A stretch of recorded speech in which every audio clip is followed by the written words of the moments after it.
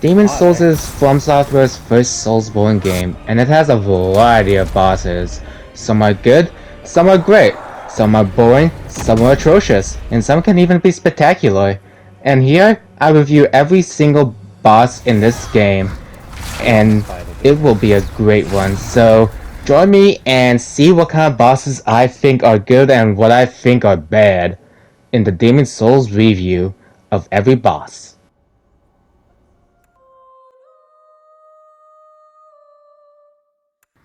The phalanx demon is the first boss fight in Demon's Souls, and it's a very fun one at that too. This thing is surrounded by many hoplite, the blobs of the shields. They are very tough to hit, but once you can coat your arms with fire and throw bombs at it, you can really start to melt them down.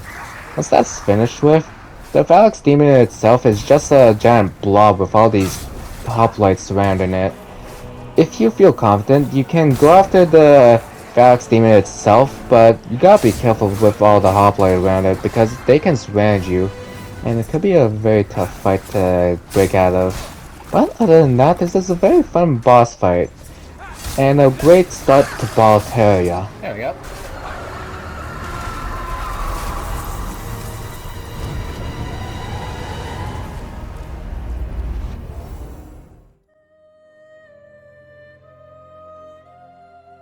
Able to kill this thing on my first try?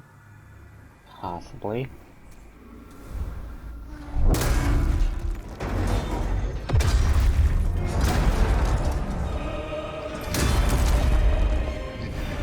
But how am I?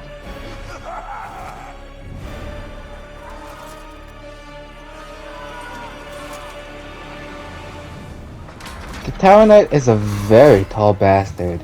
This thing's got a tall shield and a very long lance, while also being surrounded by many archers, but you can kill him for your own convenience. Once that's over with, once you get to this thing up front, it's very intimidating.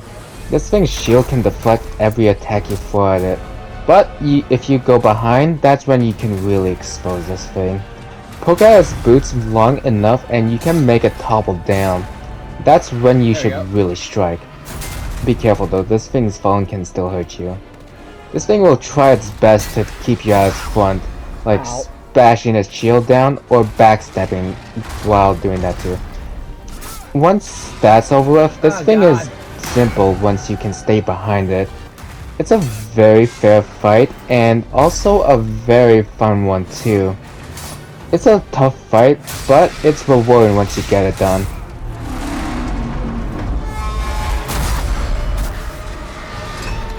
Yeah, I got him. I'm clipping that. I'm clipping all that. I'm gonna edit all that down. Oh boy.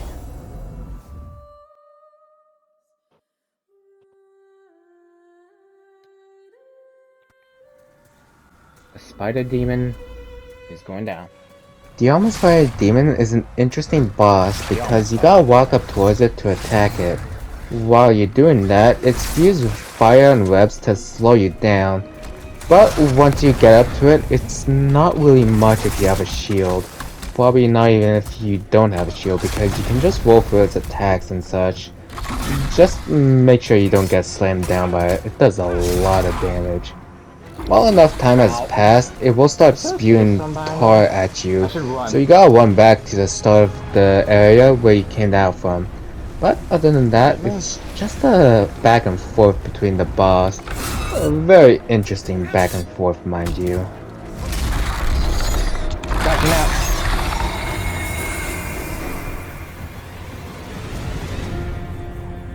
Will that be 5 minutes?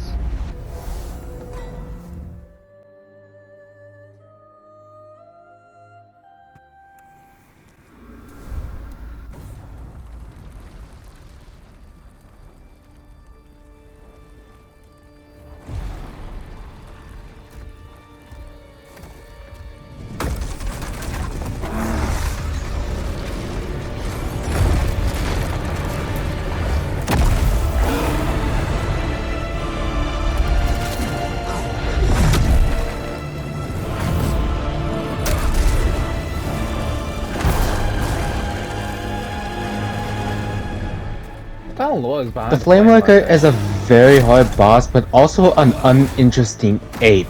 All this thing really does is bash and smash. That's all I can really think of this thing, other than it being a very tough boss. This thing does not give you any breaks. The second you make yourself open, this thing's gonna chase you like a rabid monkey to make sure you're punished. It especially doesn't really bode well if you use a heavy weapon like me here, because this thing really is fast and you don't get many openings other than when it starts punching and starts leaping. This thing is agile as hell too. As you're attacking it, it can bounce back, but that's kind of it. It's not really anything special.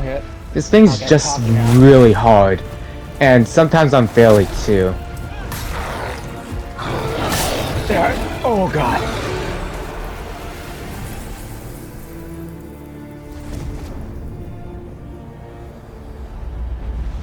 I can't tell how long that took.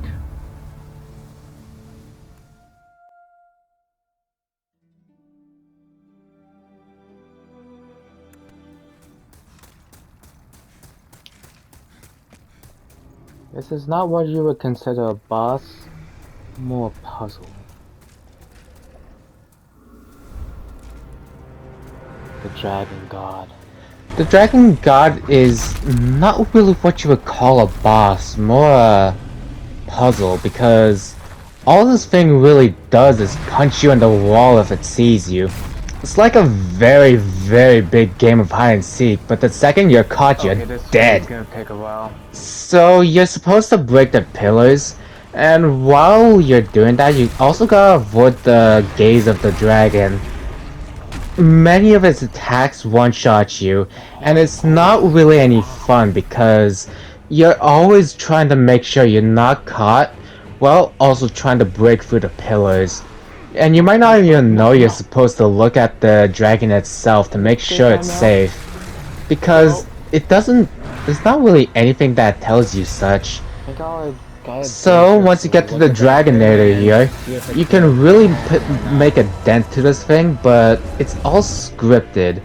Not a thing here is what you would say an actual boss fight. It's more gimmick if anything. Once you get to the second one, then you can really finish it off.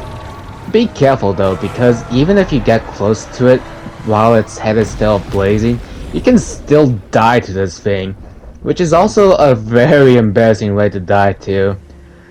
But this boss is really just nothing, if I'm being honest. It's like what you would call the Chaos Bed in Dark Souls. At least that's what I hear, because this thing really does not feel like a boss at all.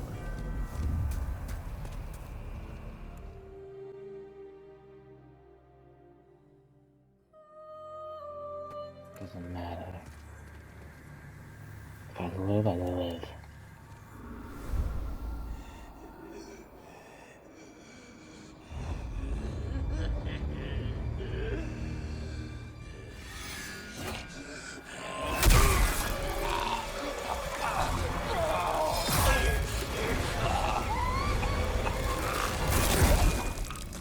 Oh, isn't that adorable?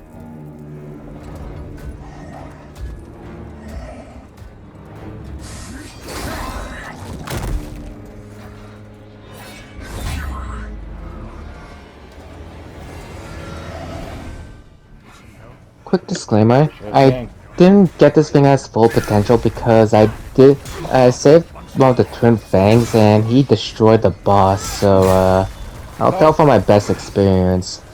So the penetrator is a very combo heavy boss because this thing can do wild moves, and this thing does not flinch an inch.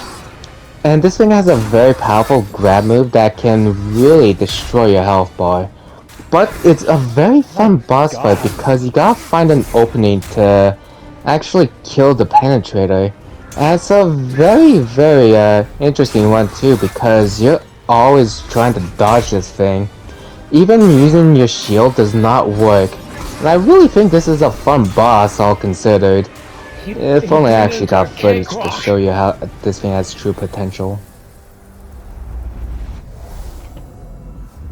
I don't exactly want that, but One more demon down. thanks. Aren't you strong?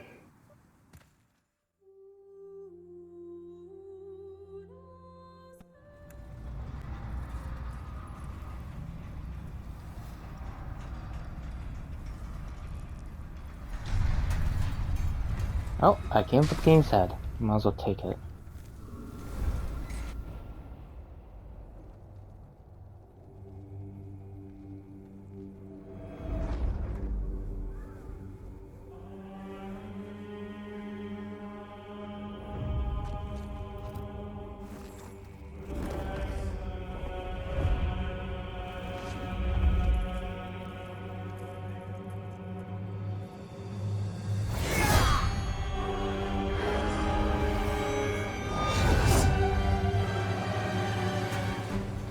The old King Allant is a very climactic battle because he caused the entire demon outbreak in Demonssouls. And he is a very fun fight too once you start playing around his combos. But one thing I don't like about him is that he can do a combo out of the blue once you're close enough. And that is annoying because he can break your shield too. But other than that, he's a very fun boss fight. His AoE is very strong, but you can knock him out of it in case you want some extra damage, which you should always try to do and not run away from it. This guy can also fly over towards you, so it's best to dodge most of his attacks because most of them can leave him open to attacks, like him leaping or dashing towards you. But be careful of his soul grab ability, because once that comes out, he can steal your soul power and level you down. But other than that, there's a couple of minor complaints I have about him, but he is a very, very fun boss fight, especially since he is so climactic too. He's great.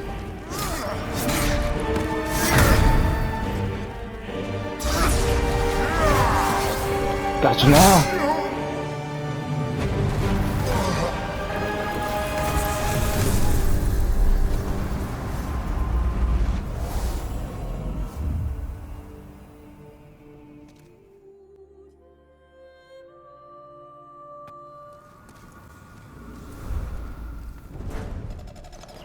The adjudicator is very similar to the Tower Knight, as its weak points are, what you say, kind of the same, if I'm being honest. It's weak to all types of damage on the body, but the cleaver on its belly is what makes this thing tumble. Once you start hitting it enough times, it will start to tumble down, just like the Tower Knight would. But the adjudicator is a lot more weaker, because the phalanx on the head is the weak point, and once you start hitting it, it does a lot of damage. It's a lot of damage. Sure, it might be using a very strong weapon, but even if I was using something else, it's kind of just the same thing. This thing is very slow to attack, and it's very easy to avoid it once you just dodge or block. So this thing is what you would call a discount Tower Knight, since it's not exactly tough, and it feels like a Tower Knight in many ways too. It's nothing special, but it's just another boss. There we go.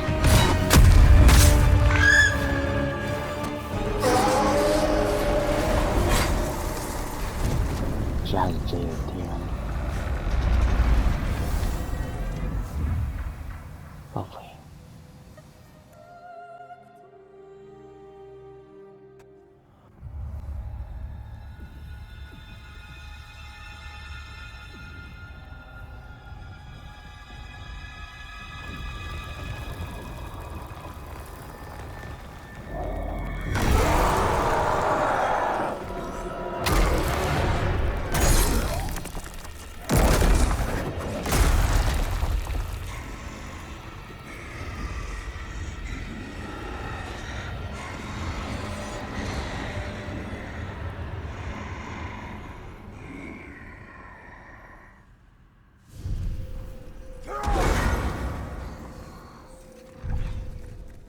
Now this too. The old hero is a very unique boss because, as you see, he's a blind fighter, but don't underestimate him because he does.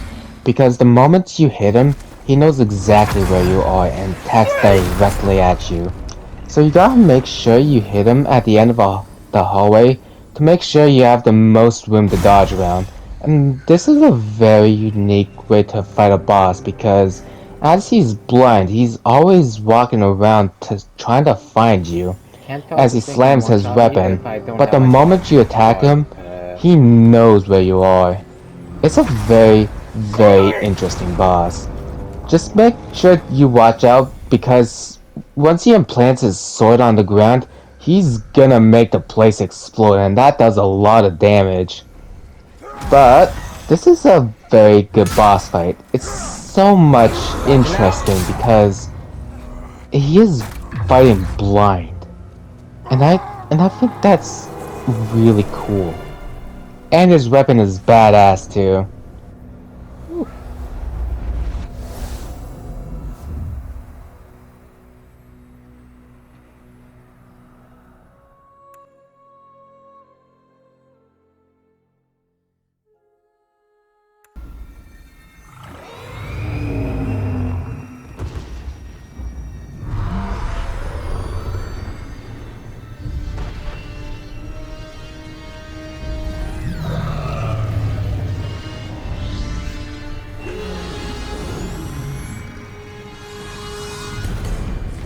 Storm King.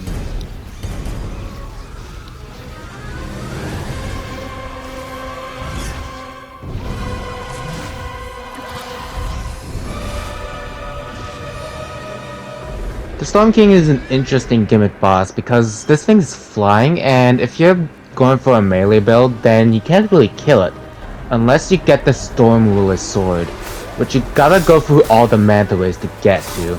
But once you do get it, you have the power to destroy all the manta rays and then the Storm King himself. So it's kind of just what you would say a spectacle fight because all these things are flying around while you're avoiding all the crystals and all. And that's kind of the boss fight in general. You're kind of just running around to make sure you don't get killed by the crystals. It's a very interesting spectacle fight, but I don't believe it's anything more than just that. Smashing out! Please. There we go.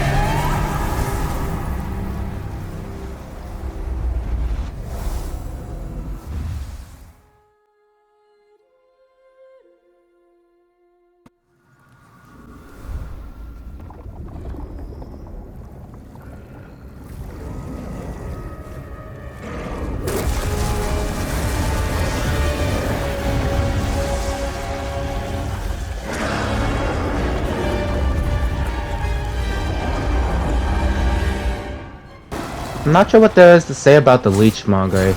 Anytime this thing hits you, you get your health drained, but if you know how to counteract it, it's not really much of anything. Especially if you know how to dodge the thing. The only thing this thing has for survivability would be that it can self-regenerate, but that's kind of all it can do. Other than that, if you know how to dodge all its attacks, it's a very easy fight. And nothing really much of anything down here.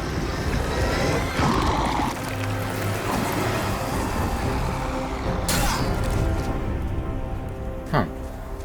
I thought that'd be harder.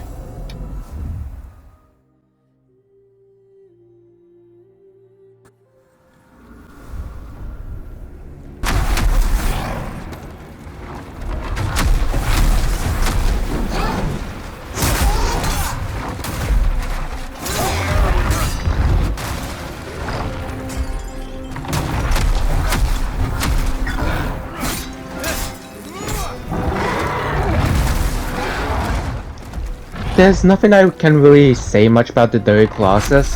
Whenever this thing hits you, you start getting your health drained like the Leechmonger, but its attacks are so telegraphed that it's very easy to dodge around. I mean, sure, this thing is probably very powerful, but it's really easy to move around it, so there's not much chance that you'll actually get hit. I mean, sure, this thing can explode itself, but other than that, there's not really much to this fight again. So that's kind of all there is here.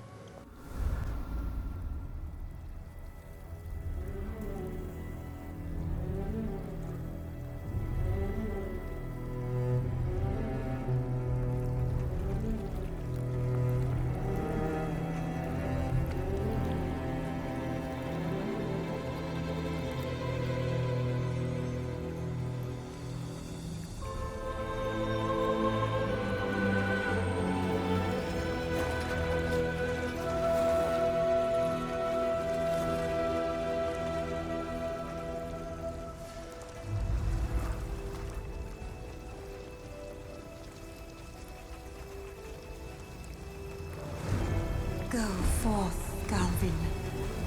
May you be unharmed. Maiden Astrea is not much of a boss herself, but everything around her is like your own type of poison. You can either go through all the defiled ones, or you can go through Gall Vinland himself. Gall himself is not much of anything because all he really does is just stand around there and, well, just hit you when you get a little too close, but he is very easy to lure out. But once you do kill him, she will take her own life, so there's that route, or you can just go past all the defiled ones. But if you do that, she will retaliate, and Gall Vinland won't be too far behind. And you also gotta watch out for the plague, because that stuff can kill you without you even noticing it. That's kind of all there is to Maiden Astrea. She kind of just sits around back in the end of this level, so there's not much to her, other than everything around her. Do as you like. Take your precious demon soul.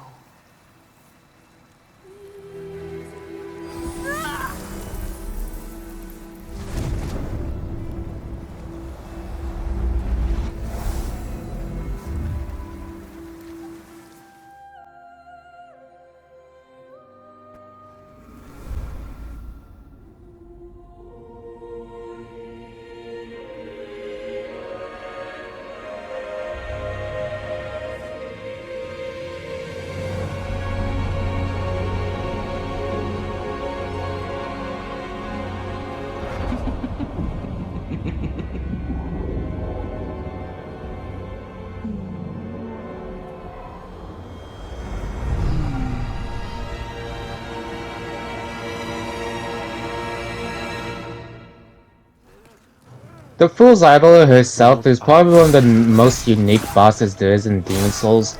Not because of her herself, but I'll get to that in a minute. So, her retaliation, she just places magic traps, so if you fall into them, you get paralyzed for a sec, so you are susceptible to all her attacks. But all of her attacks are kind of just magic darts, if you will. Getting close up to her though, once you get her around, would you say, a quarter of her health, she clones herself into two others. If you can find her herself, then she should be an easy boss herself, but that's not what's special about her.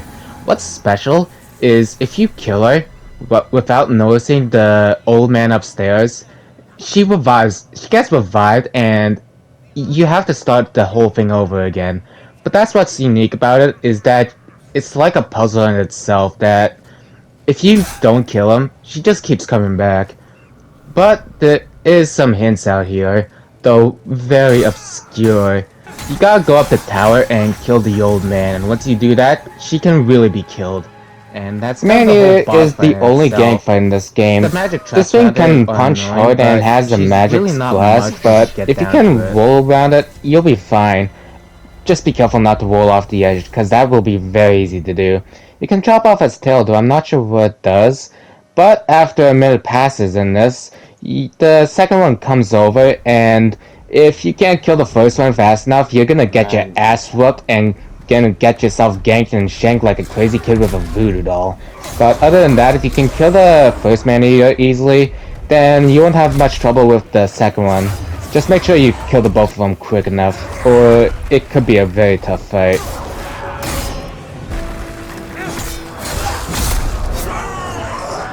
Here he comes. Again.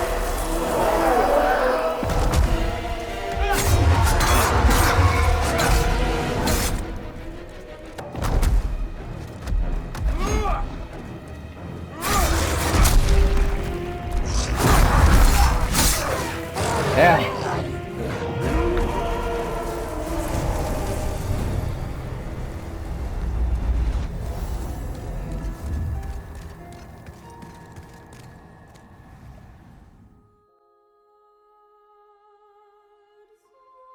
Well, each area does.